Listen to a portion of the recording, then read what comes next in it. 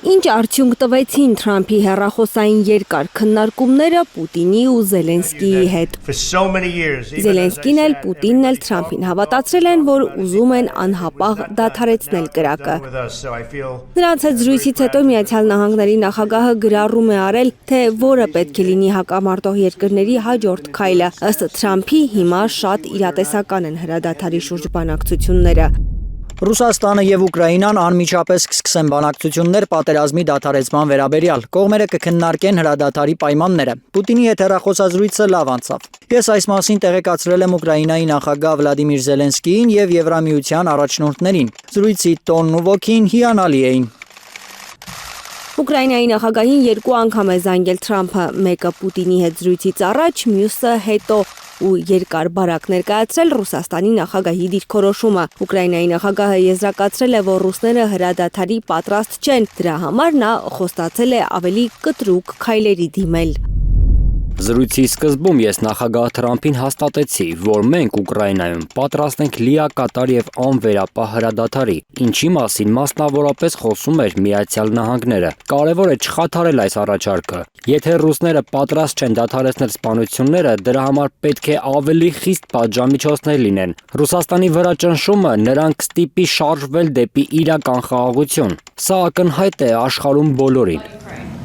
Թե ինչ է ասել Թրամփը Պուտինին, ԱՄՆ նախագահը պատմել է Սպիտակ տանը հավաքված լրագրողներին։ Ես ասացի, Վլադիմիր, երբ ենք մենք ավարտելու այս արյունահեղությունը։ Սա արյունահեղություն է, եւ ես հավատում եմ, որ նա ուզում է դադարեցնել այն։ Ես կարծում եմ, որ այս տարի է ուզում դադարեցնել պատերազմը։ Сказать несколько слов о результатах. Այն որ Պուտինը ուզում է, որ ռազմական գործողությունները դադարեն, հաստատել է նաև հենց ինքը, Դաշնության ղեկավարը։ Նա Թրամփի հետ զրույցից հետո պատմել է, որ պատրաստ է համագործակցել ուկրաինական կողմի հետ խաղաղության համաձայնագրի շուրջ։ Договорились с президентом Соединенных Штатов о том, что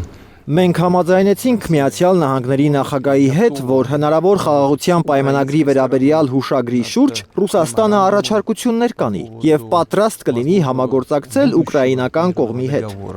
С определением ряда позиций, таких как, например, Պետք է սահմանենք մեր դիրքորոշումը մի շարք հարցերի շուրջ, օրինակ կարգավորման սկզբունքները, խաղաղության համաձայնագրի ստորագրման ժամկետները, որոշակի ժամանակահատվածով հնարավոր հրադադարը, եթե համապատասխան պայմանավորվածությունները ձեռք բերվեն։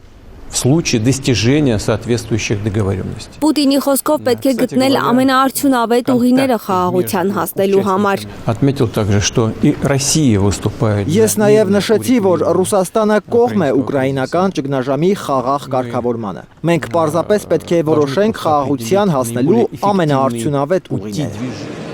Խաղաղության հասնելու ամենաարդյունավետ ուղին գտնելու անհրաժեշտության մասին է խոսել նաև Զելենսկին։ Նա խնդրել է Միացյալ Նահանգների նախագահին Ուկրաինայի վերաբերյալ որևէ որոշում չկայացնել առանց Ուկրաինայի։ Հասմիկ Սերոբյան, Սմբատ Ասլիկյան, Հայլուր։